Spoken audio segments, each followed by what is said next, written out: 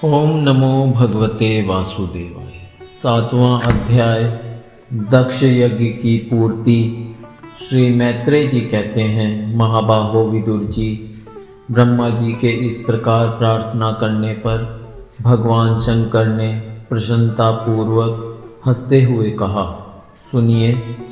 श्री महादेव जी ने कहा, प्रजापते, भगवान की माया से मोहित हुए दक्ष जैसे नासमझों के अपराध की न तो मैं चर्चा करता हूँ और न याद ही। मैंने तो केवल सावधान करने के लिए ही उन्हें थोड़ा सा दंड दे दिया।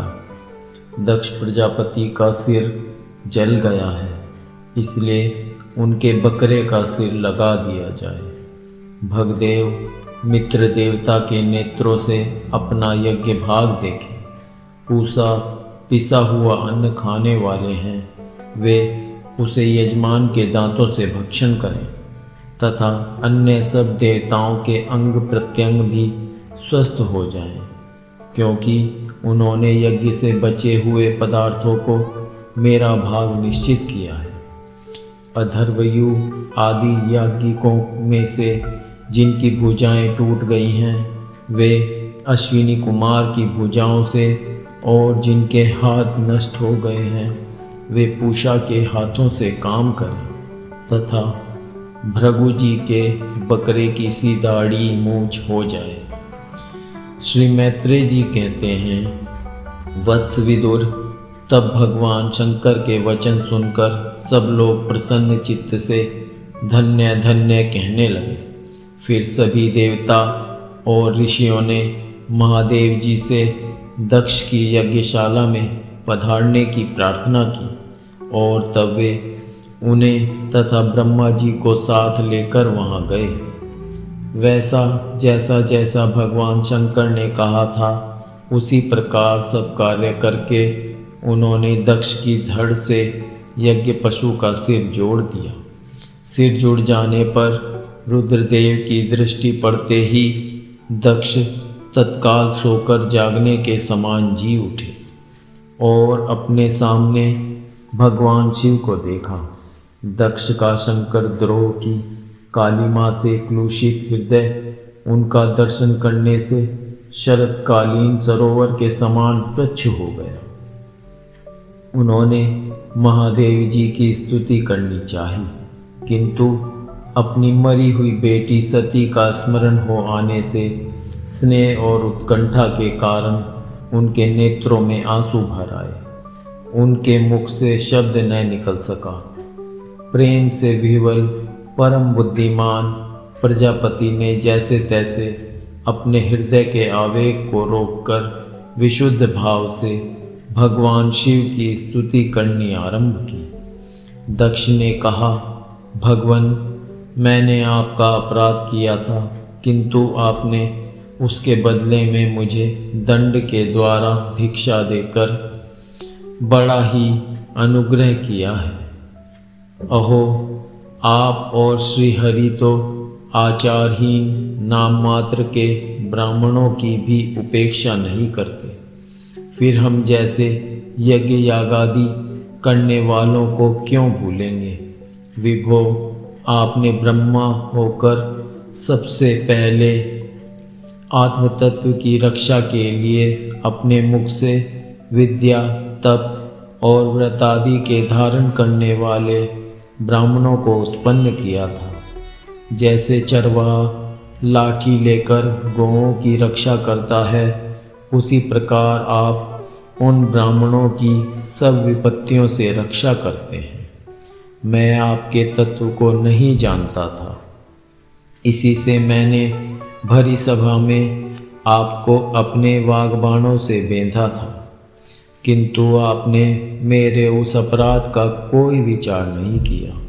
मैं तो आप जैसे पूज्यतम महानुभावों का अपराध करने के कारण नरकादि नीच लोकों में गिनने वाला था, परंतु आपने अपनी करुणा भरी दृष्टि से मुझे उबार लिया। अब भी आपको प्रसन्न करने योग्य मुझ में कोई गुण नहीं है। बस आप अपने ही उदारतापूर्ण बर्ताव से मुझ पर प्रसन्न हूँ। श्री मैत्रेय जी कहते हैं, आशुतोष शंकर से इस प्रकार अपना अपराध क्षमा कराकर दक्ष ने ब्रह्मा जी के कहने पर उपाध्याय, ऋत्विज आदि की सहायता से यज्ञ कार्य आरंभ किया। तब ब्राह्मणों ने यज्ञ संपन्न करने के उद्देश्य से रुद्रगण संबंधी भूत पिशाचों के संसर्ग जनित दोष की शांति के लिए 3 पात्रों में विष्णु भगवान के लिए तैयार किए हुए पुरोडाश नामक चरु का हवन किया। विदुर जी उस हवि को हाथ में लेकर खड़े हुए। अधर्वयु के साथ यजमान दक्ष ने ज्यों ही विशुद्ध चित्त से श्रीहरि का ध्यान किया, त्यों ही सहसा भगवान वहाँ प्रकट हो गए। बृहत एवं रधंतर नामक साम स्तोत्र जिनके पंख हैं, उन गरुड़ जी के द्वारा समीप लाए हुए भगवान ने 10 दिशाओं को प्रकाशित करती हुई अपनी अंग कांति से सब देवताओं का तेज हर लिया। उनके सामने सबकी कांति फीकी पड़ गई। उनका श्याम वर्ण था, कमर में सुवर्ण की करधनी तथा पीतांबर सुशोभित थे। सिर पर सूर्य के समान देदीप्यमान मुकुट था। मुख कमल भौरों के समान नीली अलकावली और कांति में कुंडलों से शोभायमान था। उनके सुवर्ण में आभूषणों से विभूषित 8 भुजाएं थी, जो भक्तों की रक्षा के लिए उद्यत सदा रहती थी। 8 भुजाओं में वे शंख, पद्म, चक्र, बाण, धनुष, गदा, खड्ग और ढाल लिए हुए थे तथा इन सब आयुधों के कारण वे फूले हुए कनेर के वृक्ष के समान जान पड़ते थे। प्रभु के हृदय में श्रीवत्स का चिन्ह था और सुंदर वनमाला सुशोभित थी। वे अपने उदार हास और लीला में कटाक्ष से सारे संसार को आनंद मग्न कर रहे थे। पार्षदगण दोनों ओर राजहंस के समान सफ़ेद पंखे और चंवर ढुला रहे थे। भगवान के मस्तक पर चंद्रमा के समान शुभ्र छत्र शोभा दे रहा था। भगवान पधारे हैं यह देखकर इंद्र, ब्रह्मा और महादेव जी आदि देवेश्वरों सहित समस्त देवता, गंधर्व और ऋषि आदि ने सहसा खड़े होकर उन्हें प्रणाम किया। उनके तेज से सबकी कांति फीकी पड़ गई, जीवा लड़खड़ाने लगी। वे सबके सब सकपका गए और मस्तक पर अंजलि बांधकर भगवान के सामने खड़े हो गए। यद्यपि भगवान की महिमा तक ब्रह्मा आदि की मति भी नहीं पहुंच पाती, तो भी भक्तों पर कृपा करने के लिए दिव्य रूप में प्रकट हुए श्री हरि की वे अपनी अपनी बुद्धि के अनुसार स्तुति करने लगे।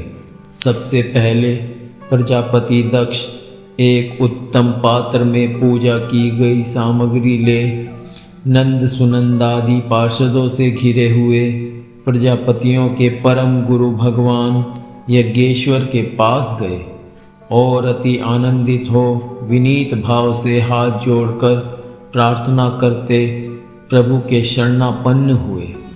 दक्ष ने कहा, भगवन, अपने स्वरूप में आप बुद्धि की जागृतादि संपूर्ण अवस्थाओं से रहित, शुद्ध, चिन्मय, भेद रहित, अतएव निर्भय हैं। आप माया का तिरस्कार करके स्वतंत्रता रूप से विराजमान हैं तथा जब माया से ही जीव भाव को स्वीकार कर उसी माया में स्थित हो जाते हैं, तब अज्ञानी से दिखने लगते हैं। ऋत्विजों ने कहा, उपाधि रहित प्रभो, भगवान रुद्र के प्रधान अनुचर नंदीश्वर के शाप के कारण हमारी बुद्धि केवल कर्मकांड में ही फंसी हुई है। अतएव हम आपके तत्व को नहीं जानते, जिसके लिए इस कर्म का यही देवता है, ऐसी व्यवस्था की गई है। उस धर्म प्रवृत्ति के प्रयोजक वेदत्रयी से प्रतिपादित यज्ञ को ही हम आपका स्वरूप समझते हैं। सदस्यों ने कहा, जीवों को आश्रय देने वाले प्रभो, जो अनेक प्रकार के क्लेशों के कारण अत्यंत दुर्गम हैं, जिसमें काल रूप भयंकर सर्प ताक में बैठा हुआ है, द्वंद्व रूप अनेकों गड्ढे हैं, दुर्जन रूप जंगली जीवों का भय है तथा शोक रूप दावानल धधक रहा है, ऐसे विश्राम स्थल से रहित संसार मार्ग में जो अज्ञानी जीव कामनाओं से पीड़ित होकर विषय रूप मृग तृष्णा जल के लिए ही देह गेह का भारी बोझ सिर पर लिए जा रहे हैं, वे भला आपके चरण कमलों की शरण में कब आने लगे। रुद्र ने कहा, वरदायक प्रभो, आपके उत्तम चरण इस संसार में सकाम पुरुषों को संपूर्ण पुरुषार्थों की प्राप्ति कराने वाले हैं, और जिन्हें किसी भी वस्तु की कामना नहीं है, वे निष्काम मुनिजन भी उनका आदर पूर्वक पूजन करते हैं। उनमें चित्त लगा रहने के कारण यदि अज्ञानी लोग मुझे आचरण भ्रष्ट कहते हैं तो कहें, आपके परम अनुग्रह से मैं उनके कहने सुनने का कोई विचार नहीं करता। भृगु जी ने कहा, आपकी गहन माया से आत्मज्ञान लुप्त हो जाने के कारण जो अज्ञान निद्रा में सोए हुए हैं, वे ब्रह्मादि देहधारी आत्मज्ञान में उपयोगी आपके तत्व को अभी तक नहीं जान सके। ऐसे होने पर भी आप अपने शरणागत भक्तों के तो आत्मा और सुहृद हैं, अतः आप मुझ पर प्रसन्न होइए।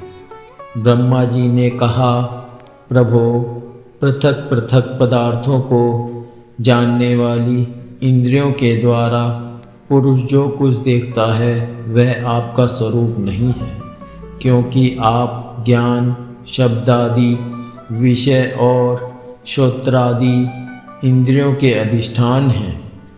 ये सब आप में अध्यस्त हैं, अतएव आप इस मायामय प्रपंच से सर्वथा अलग हैं।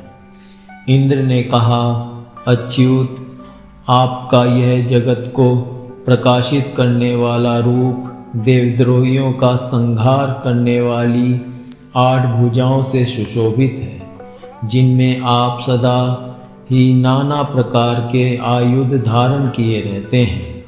यह रूप हमारे मन और नेत्रों को परम आनंद देने वाला है। याज्ञिकों की पत्नियों ने कहा, भगवन, ब्रह्मा जी ने आपके पूजन के लिए ही इस यज्ञ की रचना की थी, परंतु दक्ष पर कुपित होने के कारण इसे भगवान पशुपति ने अब नष्ट कर दिया है।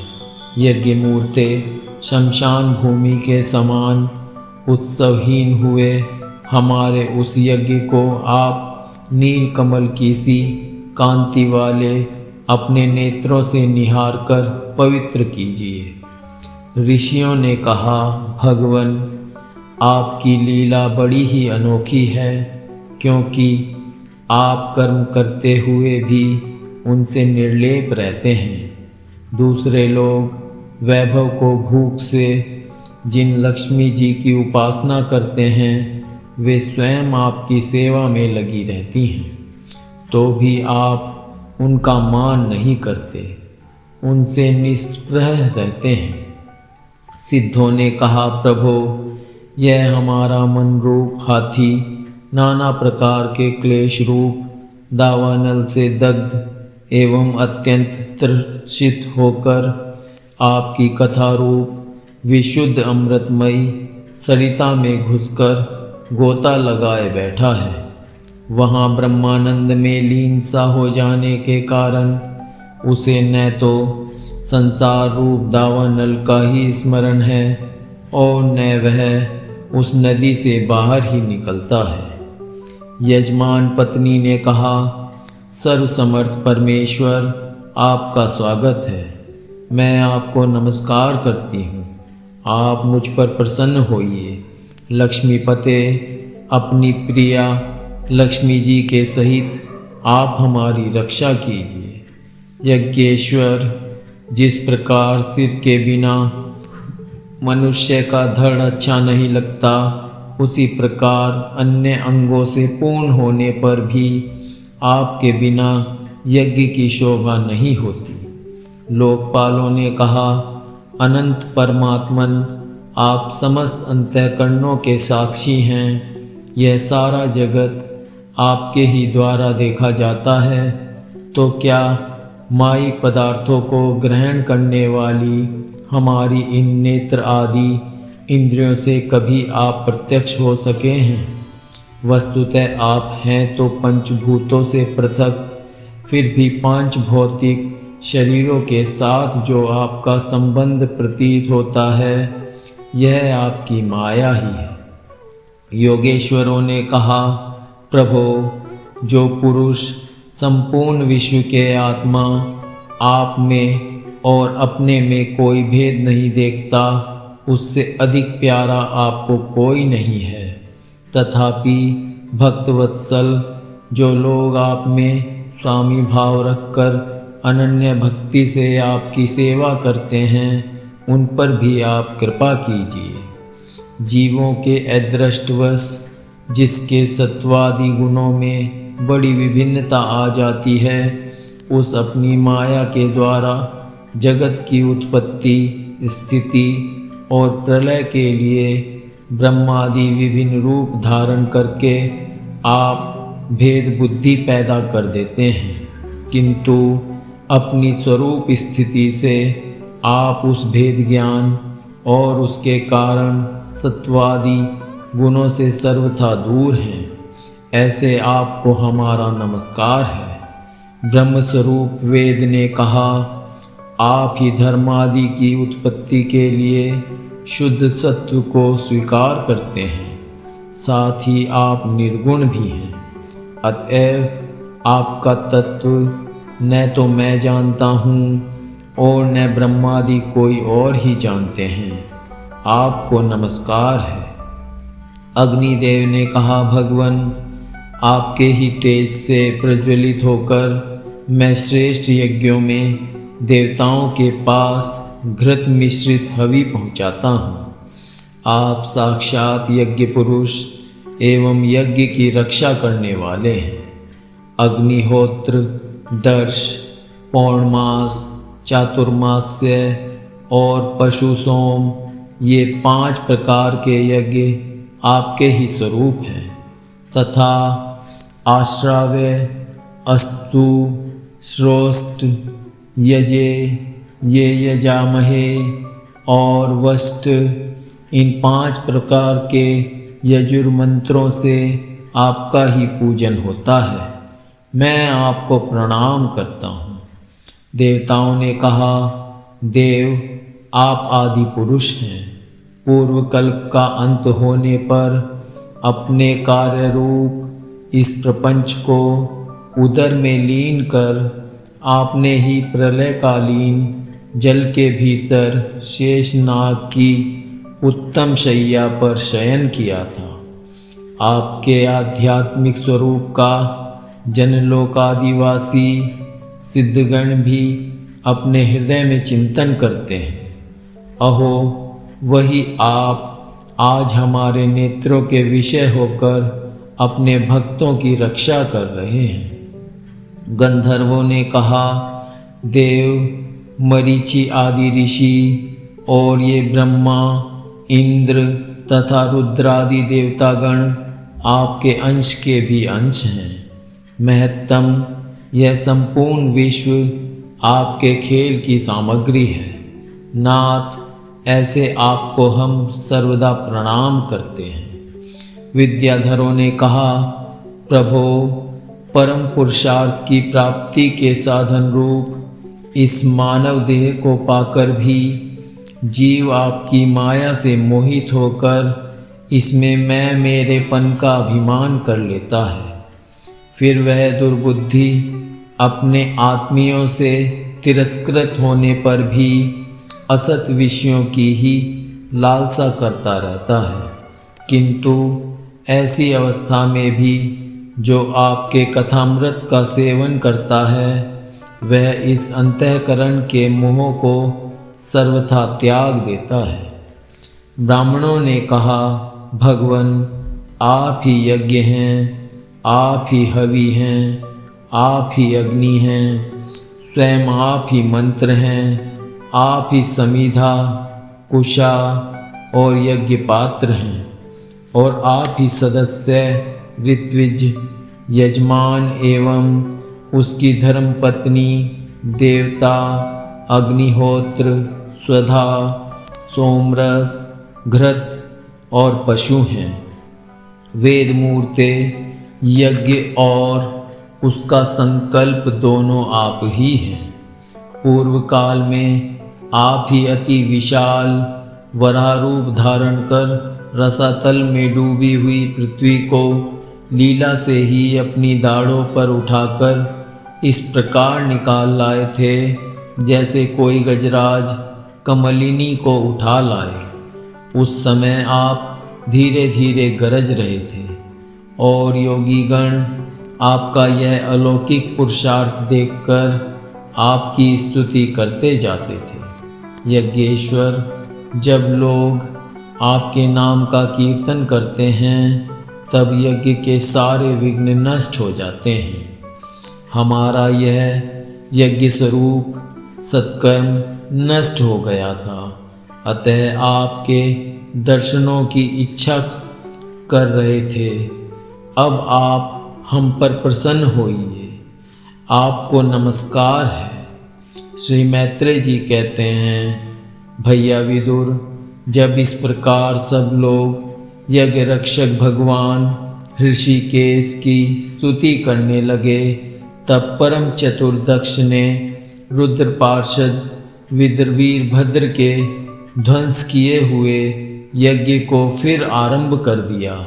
सर्वांतर्यामी श्री हरि यों तो सभी के भागों के भोक्ता हैं, तथापि त्रिकपाल पुरोडाश रूप अपने भाग से और भी प्रसन्न होकर उन्होंने दक्ष को संबोधन करके कहा। श्री भगवान ने कहा, जगत का परम कारण मैं ही ब्रह्मा और महादेव हूँ। मैं सबका आत्मा, ईश्वर और साक्षी हूँ तथा स्वयं प्रकाश और उपाधि शून्य हूँ। विप्रवर, अपनी त्रिगुणात्मिका माया को स्वीकार करके मैं ही जगत की रचना और पालन और संहार करता रहता हूँ, और मैंने ही उन कर्मों के अनुरूप ब्रह्मा, विष्णु और शंकर ये नाम धारण किए हैं। ऐसा जो भेद रहित विशुद्ध परम ब्रह्म स्वरूप मैं हूँ, उसी में अज्ञानी पुरुष ब्रह्मा, रुद्र तथा अन्य समस्त जीवों को विभिन्न रूप से देखता है। जिस प्रकार मनुष्य अपने सिर और हाथ आदि अंगों में ये मुझसे भिन्न हैं ऐसी बुद्धि कभी नहीं करता, उसी प्रकार मेरा भक्त प्राणी मात्र को मुझसे भिन्न नहीं देखता। ब्राह्मण, हम ब्रह्मा, विष्णु और महेश्वर तीनों स्वरूपतः एक ही हैं और हम ही संपूर्ण जीव रूप हैं। अतः जो हम में कुछ भी भेद नहीं देखता वही शांति प्राप्त करता है। श्री मैत्रेय जी कहते हैं, भगवान के इस प्रकार आज्ञा देने पर प्रजापतियों के नायक दक्ष ने उनका त्रिकपाल यज्ञ के द्वारा पूजन करके फिर अंगभूत और प्रधान दोनों प्रकार के यज्ञों से अन्य सब देवताओं का अर्चन किया। फिर एकाग्रचित हो भगवान शंकर का यज्ञ शेष रूप उनके भाग से यज्ञ किया तथा समाप्ति में किए जाने वाले उद्वसान नामक कर्म से अन्य सोमपाई एवं दूसरे देवताओं का यजन कर यज्ञ का उपसंहार किया और अंत में ऋत्विजों के सहित अवभृत स्नान किया। फिर जिन्हें अपने पुरुषार्थ से ही सब प्रकार की सिद्धियां प्राप्त थी, उन दक्ष प्रजापति को तुम्हारी सदा धर्म में बुद्धि रहे ऐसा आशीर्वाद देकर सब देवता स्वर्गलोक को चले गए। विदुर जी, सुना है कि दक्ष सुता सती जी ने इस प्रकार अपना पूर्व शरीर त्याग कर फिर हिमालय की पत्नी मैना के गर्भ से जन्म लिया था। जिस प्रकार प्रलय काल में लीन हुई शक्ति सृष्टि के आरंभ में फिर ईश्वर का ही आश्रय लेती है, उसी प्रकार अनन्य परायणा श्री अंबिका जी ने उस जन्म में भी अपने एकमात्र आश्रय और प्रियतम भगवान शंकर को ही वरण किया। विदुर जी, दक्ष यज्ञ का विध्वंस करने वाले भगवान शिव का यह चरित्र मैंने बृहस्पति जी के शिष्य परम भागवत उद्धव जी के मुख से सुना था। कुरुनंदन, श्री महादेव जी का यह पावन चरित्र यश और आयु को बढ़ाने वाला तथा पाप पुंज को नष्ट करने वाला है। जो पुरुष भक्ति भाव से इसका नित्य प्रतिश्रवण और कीर्तन करता है, वह अपनी पाप राशि का नाश कर देता है।